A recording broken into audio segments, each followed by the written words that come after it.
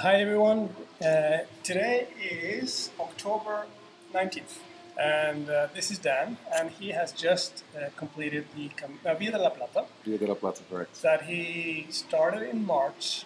Then he had to, of course, with the whole COVID situation, run home, stay home in Amsterdam for a few months, Yeah. and now he just finished it. And he walked in, I think, yesterday.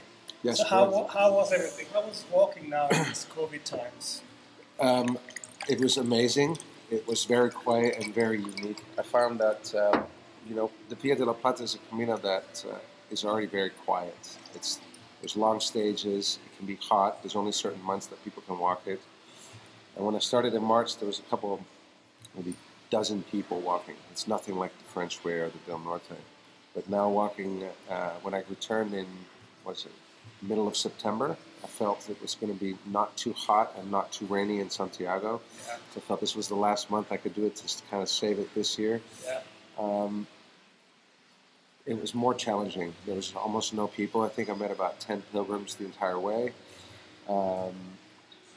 But you were walking with someone, you were saying it earlier. So Yes. you found someone to walk with. Yes. Yeah. So after about a week, so the first week or so I was alone. I slept in albergues alone. I'd have to get the key. So where did you start this time? And well, maybe you could talk about how was it in March? How was it in March when you walked and you had to go home? Yeah, so in March, COVID had just hit. Italy was really pretty bad, and the Spanish numbers were going up. But I still decided to go out and start and see what would happen. So I started in Seville, and I ended up as far as Zafra, which is about 100 or 120 kilometers north. And I was watching the numbers, and I contacted my father and asked him, what do you think? And they were so high, we kind of came to the conclusion that if Italy went into such strict lockdown, it was most likely also going to happen in Spain. So I got a flight out, and the day after, Spain was locked down. So that was good. And I was staying at an albergue in Zafra, run by Antonio. He's a president of part of the Association of Caminos down there. And when I got into that hostel, he had put up a new rule saying that was 50% occupancy. And so that for me was the first tip of the dominoes, that was going to go down. And if he was doing that, for sure, everything else was going to close. So then you came back to Zafra when that's where you started? Yeah, so I flew back to Seville, got a bus to Zafra, went exactly to the same rooftop where I had my last beer the night before I went back, and then I had my coffee and I set off from there. How did you find it now compared to how it was when you left? Was it really different? Walking, yes, absolutely. Yeah. I mean, each country has different rules and regulations, and Spain is, of course, very strict. So I had to get used to walking with a mask wherever you obviously go outside. I mean, you're used to it by now. Yeah. You have to mask up. Things aren't like that in the Netherlands. At least, maybe, I mean, that might change. But I found that people are very friendly. Despite the albergues being closed, and I'd only be able to stay in private, like albergues, people were super friendly. Did you book in advance, or did you walk into town? No, I mostly booked in advance. So this is kind of against my rule. Normally, I just walk and see how it goes. But this time there was, I believe it was the second or third day, a hospitalero. He added me in a WhatsApp group, and there was a list of all the albergues that were participating and keep staying open for people walking the Via de la Plata. That's smart. I haven't heard of that before. So is that a public known, or was it like a private? Actually, he copy-pasted the list to me. He was in a group with maybe 40 or 50 hospitality owners who wanted to stay open and take precautionary measures for pilgrims. So is that a service they were offering to pilgrims, or were you just lucky one to get onto that list? Or was that I felt lucky, but then I realized within a week that after I'd met a few other pilgrims, they also all had the list. So it was like the list. The list. Yeah. That's nice. So you said you booked in advance most of your stay. Was it Booking.com you used, or did you call ahead? I would often call ahead. Yeah. There were some places where there was more, so I'd check on Booking and just book through Booking.com. Yeah. But mostly calling ahead, especially on the long stages in the De La Plata. Most days you might be walking alone. and it could be up to 40, 45 kilometers. If I felt secure knowing that if someone's expecting me, that if I wasn't coming, they'd probably go out and look. Okay. You know, because when you're out there, it can be unsafe. So you have to know what you're doing. And you have to be fit, because if you have to walk 40 kilometers, Yeah. yeah, that makes sense. So what else? So you walked there. Have you walked to Plata before? You have, I think. No, this is my first. So how was it during COVID? I mean, you said it was quiet. It didn't seem like it was difficult to get a room. Did you feel unsafe at all? Or? No, I didn't feel so. I mean, a good friend of mine, he actually said, Daan, you walking the Via de la Plata for 5 weeks is like being in quarantine, in compared to being in Amsterdam. Yeah. Because there's almost, you walk through tiny villages. Yeah. There's almost nobody. People are socially distancing. Yeah. People are using the gels everywhere. Everyone's masked up. I felt more safer here in Spain than actually in Amsterdam. Did you feel like the locals were afraid of you in a way, because they were, carrying the virus into town? I was afraid of that at first. You know, when I'm a member of some of the Facebook groups, and I tried to not read too many of those threads because they go quite deep. But you know, I know that there's a narrative out there of people who are against pilgrims walking, and you know, I understand it. But I didn't feel that at all.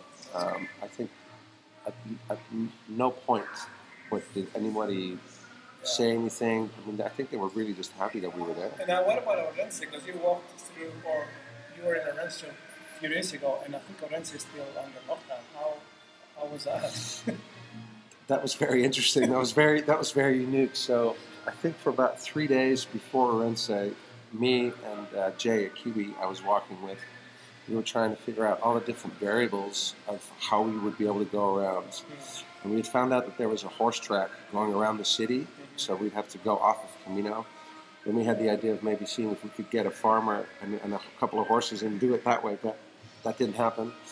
So by the time we were there, we realized we'll just get an early start and walk through and not stay, and then see how far we could go. Yeah. But by the time we got there, it was still quite late, and we realized everything was fine. We hadn't seen any police.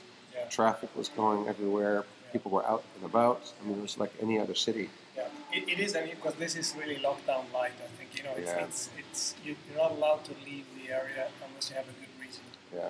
And you have to have paperwork on it. Yeah. And I know, for example, in Burgos there's a bus, so they have set up bus for pilgrims, and the Camino says they can bus through it. But I guess there's not enough pilgrims. Well, for the 6 pilgrims on the Plata, it's like they just kind of figure it out. Yeah. You know. So it seemed like that worked itself out. So It worked itself out. We stayed there. We had a great time. Restaurants were open. We were able to have drinks at night.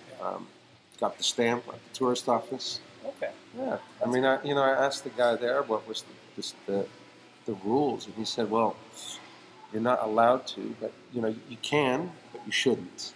Okay. So it's typical Spanish way. Yeah. But I didn't feel in danger or anything. So that's good. Yeah, absolutely.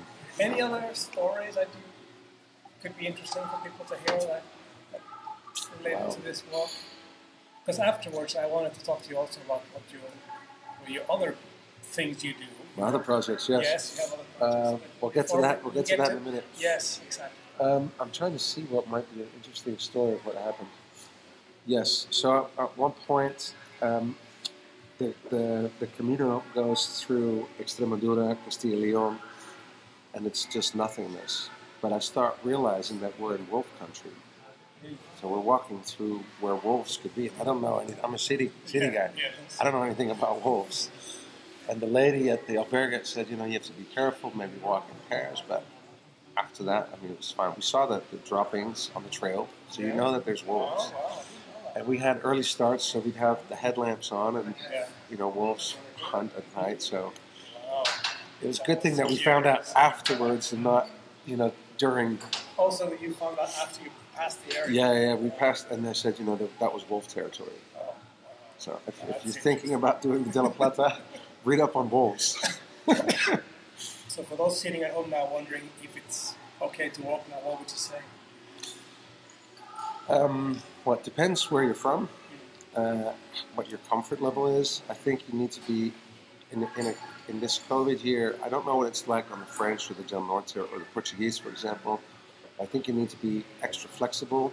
You need to realize that a lot of bars and restaurants might be closed. Be a bit more self-sufficient and kind of know what you're doing, because there's absolutely limited services and you don't know what might happen. So, what about the flight down from Amsterdam? Did you feel safe? How was that experience? Oh, that was very comfortable. I mean, it was a big jet, and we were just 12 people flying. Okay. So yeah, it was fine. I mean, you mask up, but that was it. KLM? I think I had a KLM or Transavia. Yeah. So Dutch Airlines. To Madrid? No. Seville, straight to Seville. Straight to Seville? Yeah. Oh, good. That's And nice. I didn't even go in Seville. Cut the bus straight to Zagreb, so I avoided the big city. Very good. Okay, so we can come back to the Camino. Sure. Come out if you remember some other stories. Sure. Because we should also tell people that Dan is also the guy behind Camino Frames. CaminoFrames.com, is it? Yes, CaminoFrames.com. So tell us about that project. So that's an interesting project that started about 2 years ago. This Via de la Plata hike is actually, I think, one of my last Caminos. There's other little ones I want to do. When I started doing my first Camino in 2013, I realized I want to do a different Camino every year. I think it's a great experience for anyone to do. It's nice to take some time off for myself. So after coming back for my fifth or sixth Camino, I came home, put my pack down, started doing the laundry, and then realized I had another Compostela and credential filled with stamps and filled with memories, which would go in a shoebox and would go back in the cupboard. And it got to me, and I thought, I need to do something with this. So I took out all these documents, went to different framers, and eventually partnered with a framer. And we've created Camino Frames. So for people who have their credentials stuffed somewhere in a shoebox, you can now frame it, because the problem with the frame is that it's odd sized. Yeah. And so I found a framer who was able to do that and also scale it. So that's great. So I'll put a link below the video. I'll put a link to CaminoFrames.com so people can have a look. Cool. And you ship all over the world. We ship all over the world, yeah. The website is now in English and Korean. I'd like to get it into other languages, but I'll wait with that for the time being. Yeah. And you have various types of frames. And there's one frame where you have a space for a photo of yourself, and then the credential and the Compostela. Yeah. So we have basically the standard frame. It's the smallest frame. And they're in different variables, so you can buy them separate if people like to have different frames. Mm-hmm. But the biggest one is the El Grande, which is about 1 meter by 70, and it fits your credential, the Compostela, the certificate of distance, if you want to have that as well, and some slots for some extra photos as well. That's nice. Yeah, so it's pretty massive. Yeah. No, but I think people like to have their memories on the wall. Everything together in one frame. I think it's nice. Yeah. I still need to figure out what I'm going to do with all the 7 credentials I have. I might do them separate and just choose a whole wall in the house. Yes, exactly. It's one mega frame filled with all the memories. Oh, that's great. Okay, so I'll link to it below for people who want to have a look at the Camino Frames. And what else? I can't think of anything right now. I mean, when people finish a pilgrimage, I walked for 33 days. Yeah. So much happens. Yes. And so I was saying on my Instagram stories yesterday that I actually need a holiday from this trip to just kind of let it all sink in, because so much has happened. And so you posted on Instagram the trip? Photos of the trip? Yep. Yeah. And I'll be actually, I filmed everything the whole way. So if people want to see or follow. Yeah. What is your username? It's at Daan Spits, DAAN SPITS. Very good. And hopefully I'll be able to get those up on YouTube as well. Yeah. So people can actually see what it was like during a COVID year. It just started raining. A little bit more in Santiago, but that's well this year. When it rains, it rains. It rains, exactly. Well, thank you for sitting down and having this little talk. Right, thank you. Thank you, and have a good trip home. Absolutely. Okay. Thanks. Bye-bye. Bye.